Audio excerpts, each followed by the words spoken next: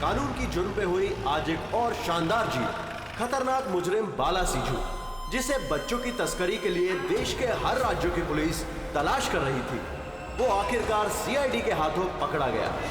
अब सीआईडी की टीम बाला से पूछताछ करेगी और बाला के इंटरोगेशन का वीडियो बना के उसे सबूत के तौर पर अदालत में पेश करेगी, ताकि बाला को सख्त से सख्त सजा दी जा सके।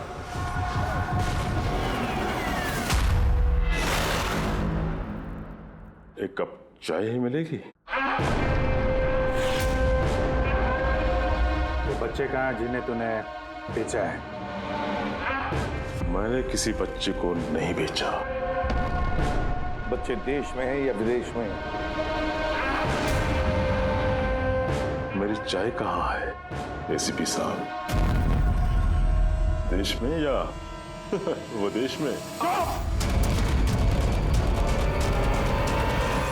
बाला, उन बच्चों को सही सलामत उनके माँ बाप तक पहुंचाने की कसम खाई है हमने। अगर उनको कुछ हुआ ना, तो तेरे साथ वो करेंगे जो तू सपने में भी सोच नहीं सकता।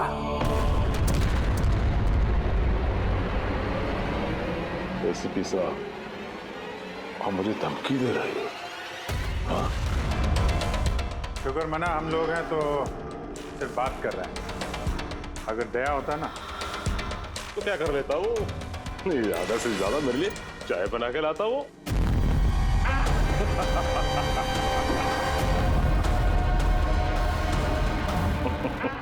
नीचे का। अरे मैडम जी, आप ही मेरे लिए चाय बना के ले। वैसे भी औरतों का काम रसोई घर में होता है, ये सीआईडी में कहाँ कर रहे हो आप? तेरी तो और अगर मुझे मैडम जी के हाथ की चाय अच्छी लगी, हाँ, तो मैं इनसे शादी करने के बारे में भी सोच सकता हूँ। वकील साहब, ये हद से ज्यादा बढ़ रहा है। क्यों? तुझे इतनी प्रॉब्लम क्यों हो रही है बे? हाँ?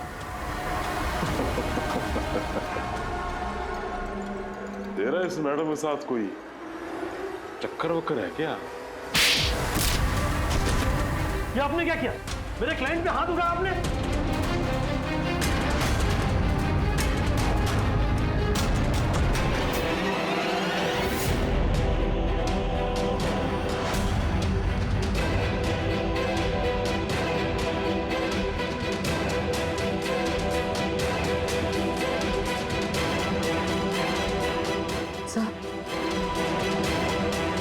So he's dead? क्या?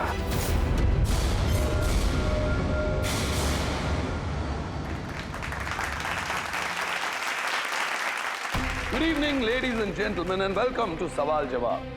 मैं आपका होस्ट अभय कुमार आपका स्वागत करता हूं। आज का विषय या डिबेट है कि क्या हमारे देश में कानून के रखवाले कानून से बड़े हैं? आप सब लोग ने हाल ही में इस केस के बारे में सुना होगा, जहां सीआईडी के सीनियर इंस्पेक्टर मिस्टर अभिजीत पर बाला नामक एक क्रिमिनल की मौत का इल्जाम लगाया गया। इसलिए आज हमारे साथ मौजूद है खुद senior inspector Abhijit from the CID bureau, उनके साथ ही ACP Pradyuman ji, welcome sir, और senior inspector Daya CID bureau से। हमारे पैनलिस्ट हैं ex army officer mister Ranveer, ex IB officer Sanjeet ji और एक्स जज मिस मंदिरा, और साथ ही हैं क्राइम के सीनियर एडिटर मदन कुमार जी, और साथ में मौजूद हैं और सीनियर जर्नलिस्ट और ह्यूमन राइट एक्टिविस्ट। तो मैं शुरू करना चाहूंगा ह्यूमन राइट्स एक्टिविस्ट से। कहिए, इस केस के बारे में आपका क्या कहना है? इनके जैसे ऑफिसर्स की वजह से ही कानून का नाम खराब हो रहा है इस देश में। बिल्कुल ठीक। हाथ में गन या ताकत क्या आ जाती है, इन्हें लगता है कि अपने मनमर्जी करेंगे और मानव अधिकार की धज्जियां उड़ा देते हैं इन जैसे कानून के रखवाले। हाँ, मैं तो कहता हूँ कि इन पुलिस वालों से गन ही वापस ले लेनी चाहिए। गन चलाने की नैतिकता क्या होती है इन लोगों को समझ में नहीं आती। जी, मैं तो ये कहूंगा कि ये लोग सिर्फ राई का पहाड़ बना रहे हैं। बाला सीआईडी वालों के साथ बदतमीजी कर रहा था। अब ऐसे में अगर हाथ उठ भी गया तो इसका मतलब ये तो नहीं है ना कि अभिजीत पर खूनी बनने का ठप्पा ही लगा दें आप लोग। और किसी मुजरिम से होता गलती से एक खून तो क्या आप उसे छोड़ देते हैं या फिर कोई आम इंसान से? नहीं ना। तो फिर जो नियम आम इंसान पे लागू होता है वो इन सीआईडी वाले पे क्यों ना हो? मिस मंदिरा, आप कब से चुप बैठी हैं? इस विषय के बारे में आप क्या कहना चाहेंगे? अभी जी मैं चुप इसलिए हूँ क्योंकि जिस सीआईडी टीम की बहादुरी की मिसालें लोग देते हैं उनको आज यहाँ अपमान करना ठीक है क्या? देखिए, मेरे हिसाब से इस बहस का कोई अंत नहीं है कि अभिजीत सही है या गलत। ये सब अपने अपने नजरिए पे डिपेंड करता है। अब मैं बात करना चाहूंगा एसीपी प्रद्युमन जी से, जिनका लंबा करियर जो देश के प्रति जिम्मेदारी और फर्ज से भरा हुआ है। इस केस में आप किसका साथ देंगे? सीआईडी के अभिजीत जी का या फिर कानून का? देखिए, आज तक मैं हमेशा कानून का साथ देता आया और आगे साथ देता रहूंगा। इंसाफ होके रहेगा और मैं ये कहने का किसी को भी मौका नहीं दूंगा कि कानून हम सीआईडी वालों के लिए अलग है और आम लोगों के लिए अलग। जब तक इंक्वायरी कमीशन का डिसीजन नहीं आता तब तक सीनियर इंस्पेक्टर अभिजीत सीआईडी की ड्यूटी से सस्पेंड रहेंगे।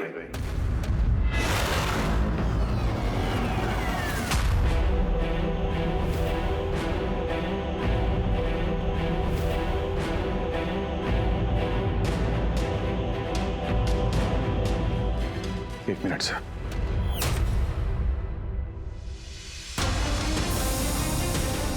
तो मेरे बारे में लोग क्या कहते हैं इससे मुझे कुछ फर्क नहीं पड़ता। अभी आपके मुंह से जो कुछ सुना बहुत तकलीफ हो रही है सर। जो कुछ हुआ आपके सामने हुआ, आप वहीं पे मौजूद थे। अपने दिल पे हाथ रख के कहिए सर कि मैंने जानबूझ के उस आदमी को मारा है। और अगर आपका जवाब हाँ है तो मैं बिना किसी अदालत के फैसले के खुद फांसी के फंदे के सामने जाके खड़ा हो जाऊंगा। अभिजीत, रिलैक्स। नहीं यार दया, बस अच्छा मजाक बना रखा है। हर कुछ महीनों में कुछ लोग हमारे ऊपर इल्जाम लगाते हैं और सर हमारा साथ देने के बजाय हमें सस्पेंड कर देते हैं। और आप लोग बड़ी बड़ी बातें कर रहे थे मानव अधिकार की। क्या कह रहे थे आप? हमारे हाथों से गन ले लेनी चाहिए। अगर आज आप लोग अपने घरों में सुरक्षित तरीके से होली दिवाली मना रहे हैं वो इसलिए कि हमारे हाथों में गन्स हैं। हम लोग रात भर जागते हैं ताकि आप लोग चैन की नींद सो सकें। जब मुजरिम यहां सर पे बंदूक तानता है, छाती पे गोली चलाने वाला होता है और तब आपको यह याद दिलाया जाता है कि आपको पलट के मुजरिम पे वार नहीं करना है, सिर्फ टांग पे गोली चलानी है। उस दिन मैं आपसे ह्यूमन राइट्स और मानव अधिकार की स्पेलिंग पूछूंगा। उस दिन। आज मैं दुनिया वालों के सामने खुल के बोलना चाहता हूं, बाला जैसे आदमी को जिंदगी जीने का कोई अधिकार नहीं। वैसे भी अदालत उसे फांसी की सजा देती ना। कुछ दिन पहले मर गया तो कौन सा तूफान आ गया? और इतने साल अगर सीआईडी में मेरे हाथ बंधे नहीं होते तो इन जैसे लोगों का इंसाफ मैं कब का कर चुका होता है। और वैसे भी ऐसे कानून का क्या फायदा है जो मुजरिमों को सजा नहीं दे सकता? और वो कानून मुझे क्या सस्पेंड करेगा? मैं खुद सस्पेंड करता हूं ऐसे कानून को। दिल में जज्बा और जेब में इस्तीफा लेकर हमेशा घूमता हूं मैं।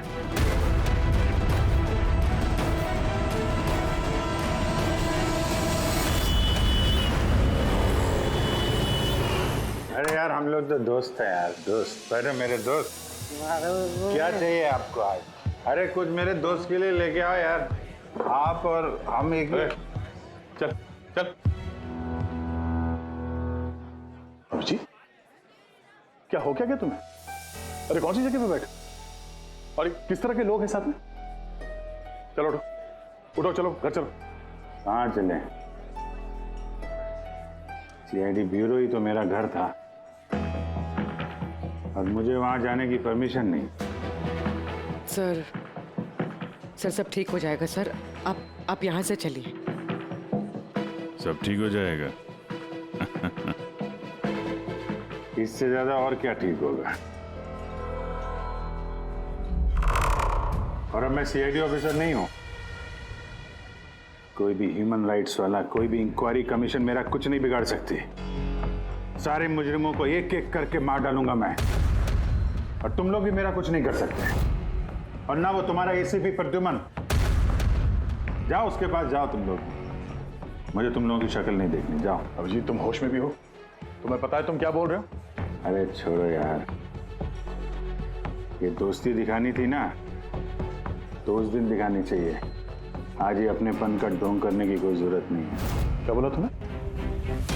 ढोंग? तुम्हें ये ढोंग लगा? और क्या? सही है, एकदम सही है। सर जाओ जाओ, तुम भी निकलो।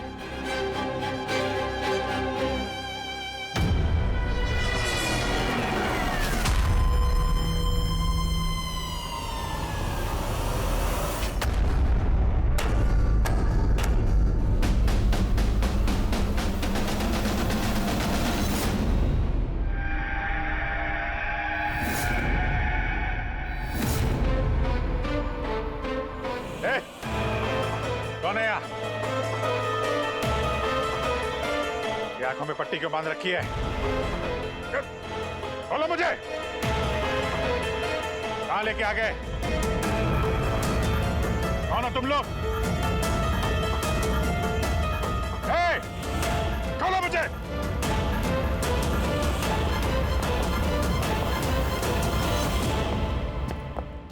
कौन हो तुम लोग?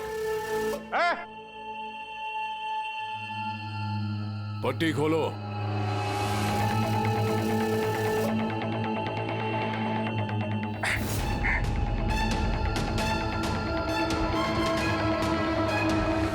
जानते हो किसे किडनैप किया तुमने? एक सीआईडी ऑफिसर। अभिजीत, अब तुम एक सीआईडी ऑफिसर नहीं रहे। सीनियर इंस्पेक्टर अभिजीत सीआईडी की ड्यूटी से सस्पेंड रहेंगे। डरो मत, तुम्हें हमसे कोई खतरा नहीं। हमें अपना दोस्त समझो। दोस्त? आखिर हो कौन तुम लोग? सब पता चल जाएगा अभिजीत कि हम कौन हैं और तुमसे चाहते क्या हैं। वहां अंधेरे में छुप के क्यों खड़े हो? हिम्मत है तो सामने आओ। हम अंधेरे में इसलिए हैं क्योंकि ये देश और समाज रोशनी में हमें हमारा काम करने नहीं देता। क्या मतलब? हम भी तुम्हारी तरह कानून के रखवाले हैं, लेकिन तुम कानून के दायरे में रह के काम करते हो और हम उसके बाहर। हम सीधा मुजरिमों का इंसाफ करते हैं, न कोर्ट न कचहरी न इंक्वायरी कमीशन, सीधे सजाए मौत। एक मिनट, ये तुम लोग क्या कह रहे हो? मैं कुछ समझ नहीं पा रहा हूं। पहचानते हो इसे? ये तो मालविका है, कहने को सोशलाइट, लेकिन कई आतंकवादी गतिविधियों से जुड़ी हुई है ये। Good, next. Rangan Banga real estate का बिजनेस दिखाने के लिए और उसकी आड़ में ड्रग्स का लेन देन। विलियम? ये तो विलियम है। 7 मर्डर का इल्जाम है इसके ऊपर। That's right. मगर मुझे क्यों दिखा रहे हो इनकी तस्वीरें? मुझसे क्या चाहते हो? बताते हैं। पहले तुम जरा ये बताओ कि अगर तुम्हें ये पता चले कि इन मुजरिमों को कानून कभी सजा दे नहीं सकता, तब तुम क्या करोगे? अगर इनको कभी सजा नहीं मिल पाई तो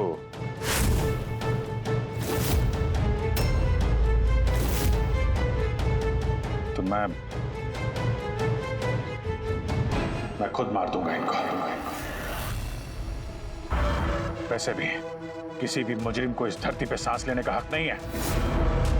सबको कुचल के मार देना चाहिए, सबको। Very good. तुम्हारे अंदर हम यही जोश और जुनून देखना चाहते थे। हम तुम्हारा दर्द समझ सकते हैं अभिजीत। अगर बाला गलती से मारा भी गया तो क्या फर्क पड़ता है, था तो वो एक मुजरिम ही ना। अब तुम ही बताओ अभिजीत, इतने सालों की ड्यूटी का ये जो सिला मिला है तुम्हें, क्या ये ठीक है? इनके जैसे ऑफिसर्स की वजह से ही कानून का नाम खराब हो रहा है इस देश में। और मानव अधिकार की धज्जियां उड़ा देते हैं इन जैसे कानून के रखवाले। हाथ में गन या ताकत क्या आ जाती है, इन्हें लगता है कि अपनी मनमर्जी करेंगे। नहीं, बिल्कुल ठीक नहीं है।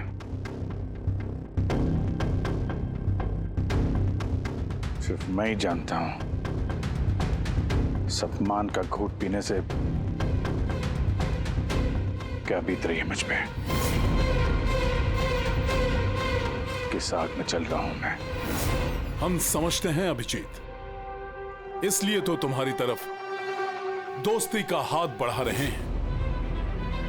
हमारे गैंग का काम है उन मुजरिमों का सफाया करना जिन्हें अदालत ने खुला छोड़ रखा है। बनोगे हमारे गैंग का हिस्सा? सोच क्या रहे हो अभिजीत? हमारा साथ दोगे या फिर उस सिस्टम का जिसने अनजाने में हुए एक हादसे के लिए तुम्हें सजा दी?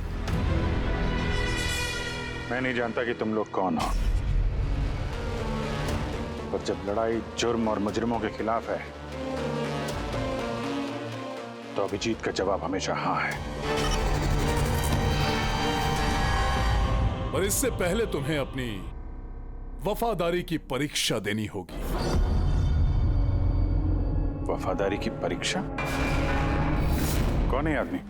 छगन आज तक 5 औरतों को मार चुका है और अदालत ने इसे दिमागी रूप में बीमार करार देकर रिहा कर दिया। लो रिवॉल्वर और चलाओ गोली।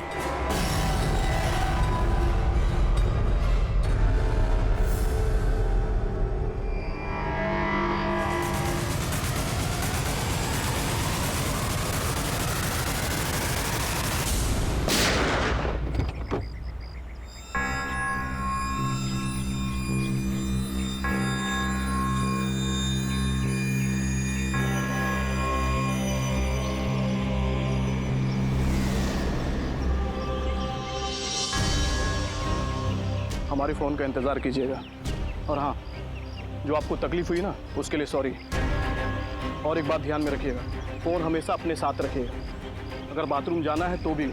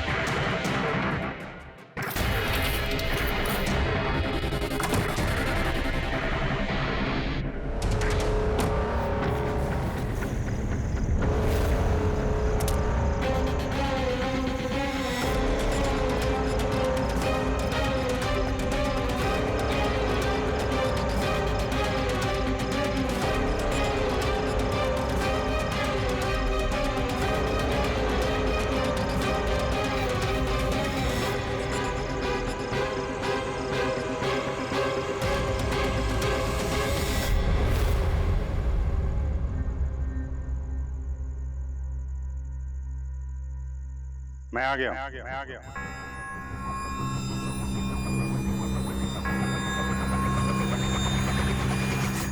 हमारा अंदाजा सही निकला। मतलब जो कहानी हमने फैलाई थी वो मान लिया उन लोगों ने, और चारा ही क्या था। जिस जाल में वो लोग फंसे हैं उसे हमने 1 महीने पहले ही फेंका था। सर, इतने खतरनाक मुजरिमों का एक के बाद एक कैसे खून हो जाना, ये संयोग नहीं हो सकता सर। सर, इन सब मुजरिमों का ये नया दुश्मन कहाँ से आ गया? आ गया या आ गए? इन पांचों का कोई एक ही दुश्मन होना जरा मुश्किल लगता है। पर सर, अलग अलग दुश्मन है तो फिर सबने एक साथ हमला कैसे किया? पूरी लोग अलग अलग हो सकते हैं, लेकिन गैंग एक ही है, मकसद भी एक ही, बुरे लोगों का खात्मा करना। लेकिन कानून को अपने हाथ में लेकर अलग अलग शहरों पे अलग अलग टाइम पे खून करना, इतनी लंबी प्लानिंग किसी एक आदमी के बस की बात तो नहीं है। बिल्कुल ठीक कह रहे हो अभिजीत। लगता है कुछ मिल गया तुझे, हैं? हाँ बस। क्या? बस इसमें कोई एक खूनी नहीं है, क्योंकि अधिकतर हर एक खूनी का खून करने का अपना एक खास पसंदीदा तरीका होता है, लेकिन यहां पर ऐसा नहीं। ये देखो, इसे गोली मारी गई है। गोली बहुत दूर से मारी गई है, लेकिन गोली सीधी जाकर के दिल में लगी है, 1 इंच भी इधर उधर नहीं। दूसरा, इसे मार्शल आर्ट के किसी एक खास मूव से मारा गया है, बहुत ही खतरनाक, एक झटके में चित। और ये तीसरा मर्डर? ये तीसरा, इसे जहर से मारा गया है। एक खास नुकीली चीज से जहर इंजेक्ट किया गया है सीधा आर्टरी में। जहर तुरंत खून में मिल गया और ये खत्म। तो तीसरा मर्डर भी किसी एक्सपर्ट ने किया है सर? हाँ जी, पहला शार्प शूटर, दूसरा मार्शियल एक्सपर्ट, और तीसरा खास तरीके से जहर का इंजेक्शन देने वाला। ये जो भी है, इन्होंने अलग अलग तरीके से जान लेने की ट्रेनिंग पाई है, जैसे कोई स्पेशल एजेंट। और शायद इस गैंग में इस तरह की सोच रखने वाले और भी लोग शामिल होंगे जो समाज से मुजरिमों को मिटाना चाहते हैं। सर, अगर ये लोग इतने एक्सपर्ट हैं तो ना ही कोई सुराग छोड़ेंगे, ना ही कोई पहचान। इन तक पहुंचेंगे कैसे? लोहा लोहे को काटता है पूर्वी। इन लोगों की गैंग तक पहुंचने का एक तरीका है, बाला की मौत का नाटक। सब कुछ प्लान के मुताबिक चल रहा था सर। फिर उन्होंने मुझे एक आदमी के ऊपर गन तान के ट्रिगर दबाने को कहा। और तुमने ट्रिगर दबा दिया? Yes sir. तुमने ट्रिगर दबा दिया? Yes sir. क्या मतलब है ये सब? हाँ? कहा था ना हमने, तुम्हारी परीक्षा ली जाएगी ये देखने के लिए कि तुम इस काम को अंजाम दे सकते हो या नहीं। मुझे किसे मारना है? एक ऐसा इंसान जो इंसान कहलाने के लायक भी नहीं है, देश के उत्तरी राज्यों में ड्रग्स का धंधा करता है, और न जाने इसकी वजह से कितने नौजवान अपनी जिंदगी बर्बाद कर चुके हैं। उसका नाम? अपने आप को बहुत बड़ा बिजनेसमैन समझता है, लेकिन ड्रग डीलिंग ही उसका असली काम है। एक बार वो शहर में वापस आ जाए, बस उसके बाद उसका काम तमाम। नाम? नाम में क्या रखा है? गोली मारने के ठीक 1 घंटा पहले तुम्हें बता दिया जाएगा कि कब और कहां गोली चलानी है। ट्रिगर कैसे दबा दिया? उसे कुछ हो जाता तो, मारा जाता तो? नहीं दया, कुछ नहीं होता। वो गन के वजन से मैंने अंदाजा लगा दिया था, अंदर कुछ गोलियां वोलियां थी नहीं। अभिजीत, अब उनके रंग में इस कदर रंग जाओ कि रत्ती भर तक शक ना करे वो लोग। यही एक तरीका है उन तक पहुंचने का। लेकिन इसके पहले वो कुछ बड़ा अंजाम करें। अगर हम उनके अड्डे तक पहुंच जाएं और उन्हें वहां गिरफ्तार कर लें तो? मगर उनके अड्डे तक पहुंचेंगे कैसे? तुम्हारे आंखों पर तो पट्टी बांध रखी थी। पट्टी बंधी थी दया, लेकिन उनके अड्डे से घर पहुंचने तक मैंने रास्ते को अच्छी तरीके से महसूस किया है, और जो कुछ मुझे लगा मैंने इस पेन ड्राइव पर रिकॉर्ड किया है। ये मेरे कपड़े हैं, जूते हैं, इनसे भी शायद कुछ मदद मिले उनके अड्डे तक पहुंचने के लिए। सर, जो भी करना है जल्दी करना होगा। कभी भी मुझे वो फोन आ सकता है ड्रग डीलर को मारने के लिए। मैं नहीं चाहता कि ऐसा कोई काम करूं जिसकी इजाजत मुझे देश का कानून नहीं देता। जब तक कानून नहीं कहे हम किसी की जान नहीं ले सकते, फिर वो चाहे मुजरिम ही क्यों ना हो।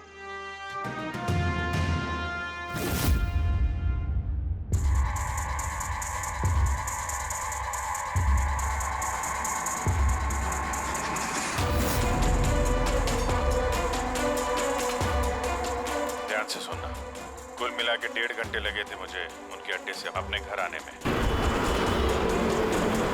कार की स्पीड 60 के ऊपर नहीं गई होगी। 15 मिनट गाड़ी ट्रैफिक जाम में फंसी हुई थी। 10:15 उस वक्त मुझे किसी की अर्थी जाती हुई सुनाई थी।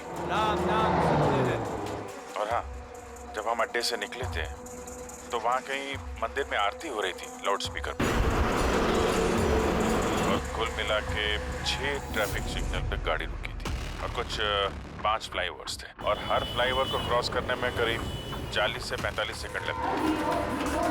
रेलवे स्टेशन और एक फ्लाईओवर के नीचे रेलवे स्टेशन था जहाँ पे ट्रेन की अनाउंसमेंट हो रही थी। सर आप अंदर। सर ये देखिए, अनिकेत कुमार सर। सीबीआई ने अभी थोड़े दिन पहले इससे बातचीत भी की थी। सर देश के कई जगहों पर ये ड्रग्स का धंधा करता है। अभी कहाँ है? सर वो फ्रेडी सर देख रहे हैं। सर ये पैडी है, धान। ओह, ये पैडी है। वो जो तुम अभिजीत की कमीज पर से लेके आई थी वो रेशा, वो एक गनी बैग का रेशा, किसी बोरी का। मतलब पैडी और बोरा, इसका मतलब ये कोई गोदाम है। गोदाम को अपना अड्डा बना रखा है उन लोगों ने। कोई ऐसा गोदाम जहां पर अनाज रखा जाता है, या फिर कोई ग्रेन मिल। सर ये रूट लिया उन लोगों ने। ये रूट ठीक वैसा है जैसे अभिजीत सर ने बताया था, विरार की तरफ जाता है ये। गुरजापुर में। हाँ डॉक्टर साहब, क्या अभिजीत को अनाज के गोदाम में रखा गया था? अनिकेत आज सुबह ही ग्रीस से वापस लौटा है, अभी तो वापिस नहीं आया। अच्छा, तो अब गैंग वालों का फोन आएगा अभिजीत को। आएगा फोन।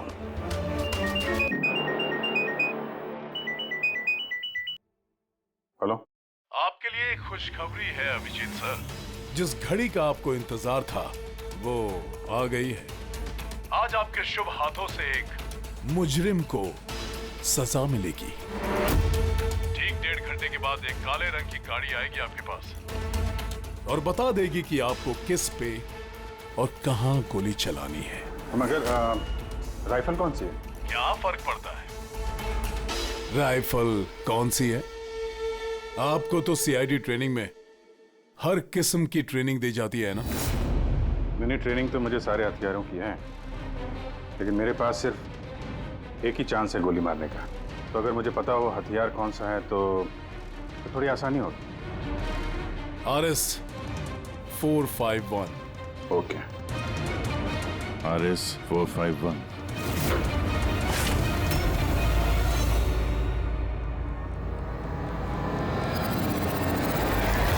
ये क्या कह रहे हैं आप? मेरी जान को खतरा है? फिर तो मैं कहीं जाऊंगा ही नहीं, घर के अंदर ही छुप के बैठूंगा मैं। सारी मीटिंग्स कैंसिल। अनिकेत, घर में छुप कर बैठने से कोई फायदा नहीं होगा। उन लोगों ने ठान लिया है तुम्हें मारने का, और वो मार कर ही रहेंगे तुम्हें। तो आप कुछ कीजिए ना, आप लोग सीआईडी वाले हैं, बचा लीजिए मुझे। बचा लेंगे हम तुम्हें। सिर्फ इस बार गोली हमारा ऑफिसर तुम पर चलाएगा। तुम्हारे इन कपड़ों के अंदर एक बुलेट प्रूफ जैकेट होगा और कुछ खून के पैकेट्स। अगर निशाना इधर उधर चला गया तो? अगर गोली सर पर लग गई तो? कुछ नहीं होगा, क्योंकि गोली भी नकली होगी। और हाँ, तुम्हें तुम्हारे कर्मों की सजा जरूर मिलेगी, मगर पहले हम तुम्हारे जरिए उस मास्टरमाइंड को पकड़ेंगे। अब बताओ, मीटिंग के लिए कहाँ जाने वाले थे तुम? अगली मीटिंग 1 घंटे में है। एक मॉल के बाहर एक प्रोडक्ट लॉन्च है। मॉल के बाहर? हेलो, मुझे लगता है मिशन कैंसिल करना पड़ेगा। मगर क्यों? बाला जिंदा है।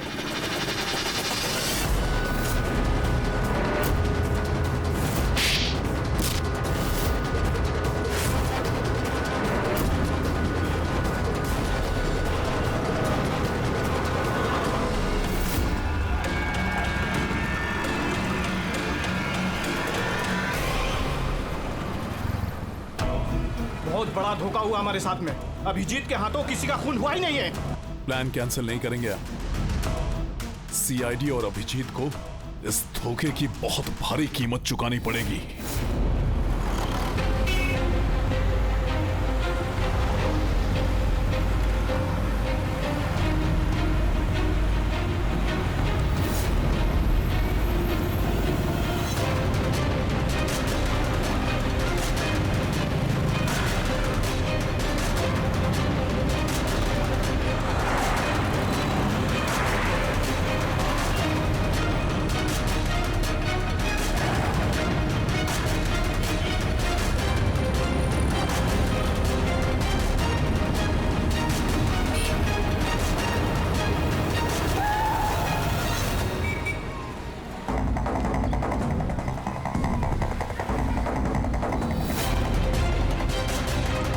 यहाँ पे वो आदमी आने वाला है।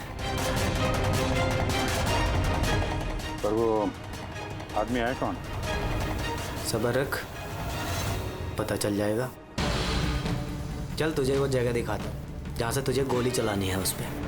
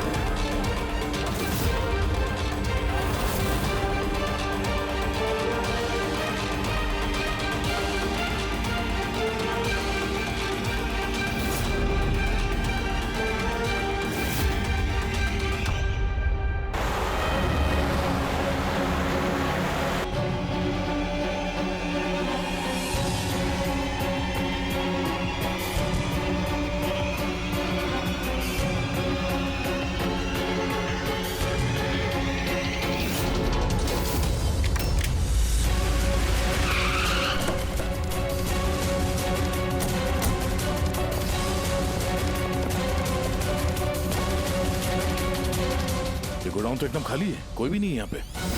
हाँ सर, ये वो गोदाम तो नहीं लग रहा है जिसे हम ढूंढ रहे हैं। ओ भाई साहब, कौन है आप लोग? क्या चाहिए? तुम यहाँ पे काम करते हो? ये गोडाउन को इस्तेमाल कर रहा था क्या? नहीं तो पिछले 2 साल से बंद पड़ा हुआ है और ये गोदाम हमारे बॉस को बेच रहे हैं। अब क्या खरीदने आए? अगर ये वो गोडाउन नहीं है तो फिर कौन सा गोडाउन है?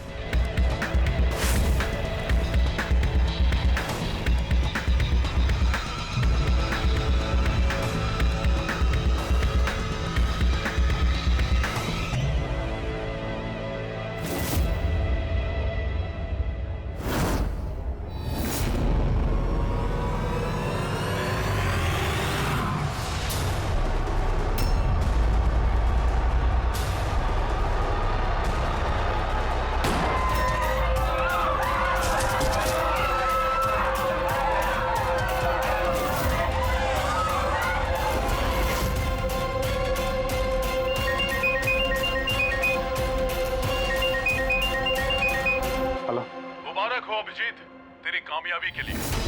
अनिकेत की टिकट कट चुकी है। अब बैठो गाड़ी में, मिलकर बधाई दूंगा तुम्हें।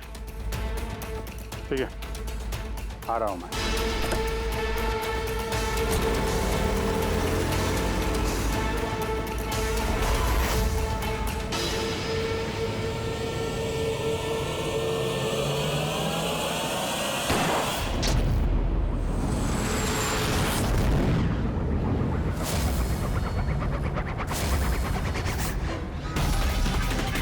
पंकज, पूरा छोड़ना नहीं। Oh no sir. क्या हुआ?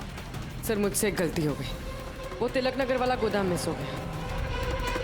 सर ये देखिए सर, वहाँ पर भी मंदिर है, स्मशान है, फ्लाईओवर है और रेलवे ट्रैक है। कहीं ये वही गोडाउन तो नहीं है? कितनी दूर है यहाँ से? सर ट्रैफिक है तो 40-45 मिनट लगेगा। सर मुझे को पता था हमारे प्लान का। अभिजीत सर नकली गोली चलाने वाले थे। अभिजीत की जान को खतरा है, दया को फोन करना होगा। दया, देखो अनिकेत पर किसने गोली चलाई है, असली गोली। हाँ, अभिजीत की जान को खतरा है। उनके अड्डे का पता चल गया? नहीं सर, ढूंढ रहा हूँ। जल्दी जल्दी दया, टाइम नहीं है हमारे पास।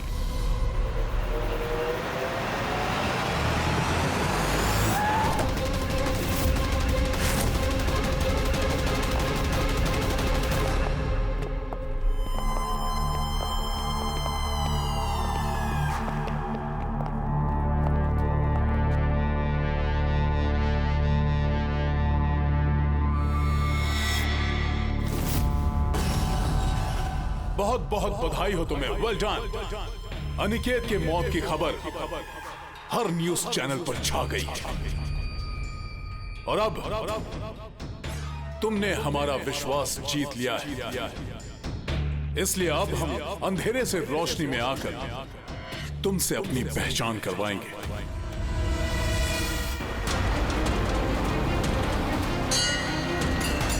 ये मंदिर है।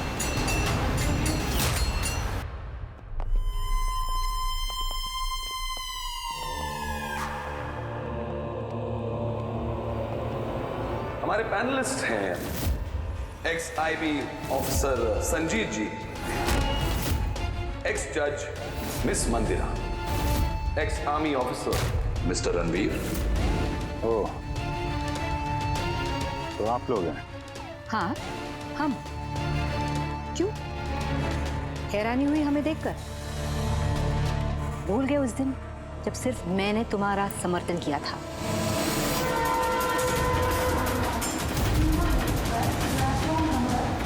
ये रेलवे स्टेशन। अभिजीत, हम सबका मकसद एक है, जुर्म का सफाया। मगर आपके ये चौथे साथी, इनको क्या हुआ है? ये सामने क्यों नहीं आ रहे? मैं सामने आऊंगा भी नहीं, क्योंकि तुम एक धोखेबाज हो।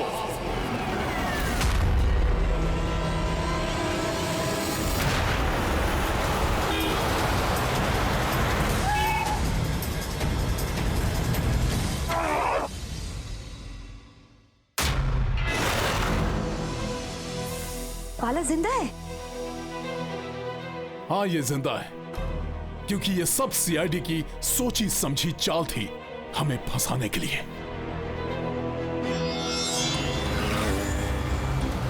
और ये स्मशान भूमि। और अनिकेत? वो भी जिंदा होगा। जरूर इस अभिजीत ने उसे नकली गोली मारी होगी।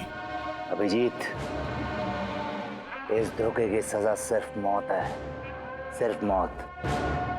तुम और बाला दोनों मरोगे, दोनों। और तुझे हम नहीं मारेंगे, ये मारेगा। मैं क्यों? क्योंकि एक ईमानदार और बहादुर ऑफिसर को मारना हमारे ईमान के खिलाफ है। चल, तू मार, नहीं तो हम तुम्हें मारेंगे। वो तो आप वैसे भी मार दोगे। नहीं, हम तुम्हें एक और मौका देंगे। चलाओ गोली। ले वाला, पिस्तौल ले। ले।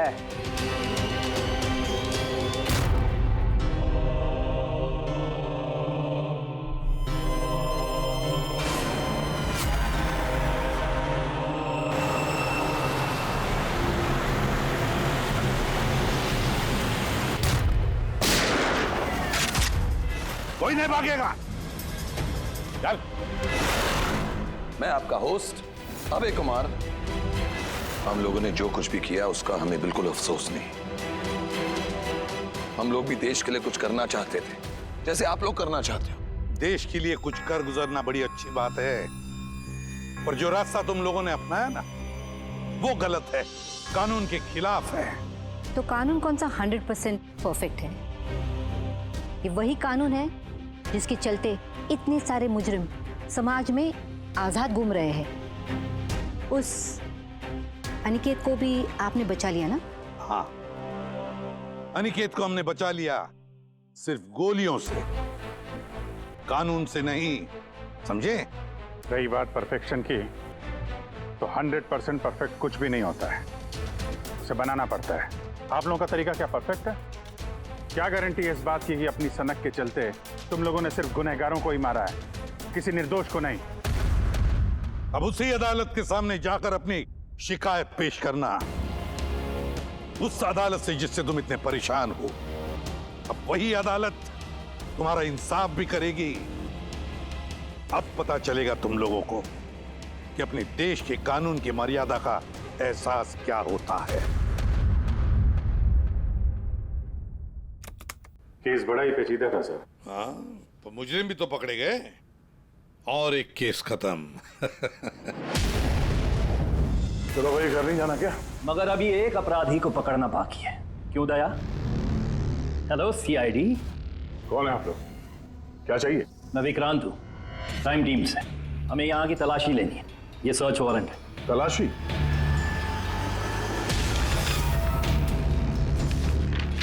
हमारी आप सबसे रिक्वेस्ट है कि आप सब हमारे साथ पूरी तरह से कोऑपरेट कीजिएगा। क्या हम जान सकते हैं कि तलाशी क्यों ली जा रही है? दमन के फांसी वाले केस में आप सबके खिलाफ कंप्लेंट है कि आप सब ने एविडेंस के साथ छेड़छाड़ की थी। दया हमारे पास है, हमारी जेल में। तो अगर दया को बचाना चाहते हो तो पहले मेरे भाई को बचाना होगा, वरना ठीक 4:30 बजे ना सिर्फ मेरे भाई को फांसी होगी बल्कि सीनियर इंस्पेक्टर दया भी फांसी पर चढ़ेगा। तलाशी शुरू करो। आप सबके फोन रिकॉर्ड्स भी चेक किए जा रहे हैं। अब आप सब पे कड़ी नजर रखी जाएगी।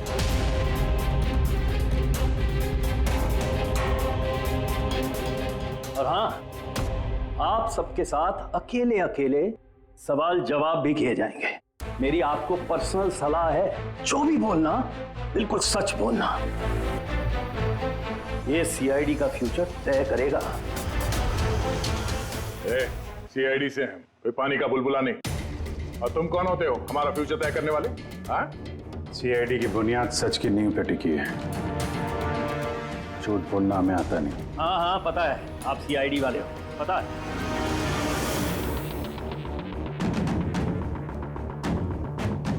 लेकिन आप जो भी हो, कानून से ऊपर नहीं हो।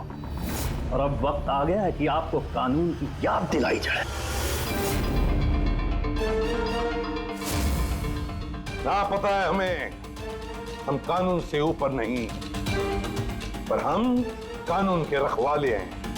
कानून के रखवाले हम सीआईडी वाले हैं। और हम गर्व से कहते कि हम सीआईडी वाले हैं। और हमारे खून का एक एक कतरा सीआईडी को और इस देश को समर्पित है। For more updates, subscribe to our channel, click the show links and enjoy watching the videos.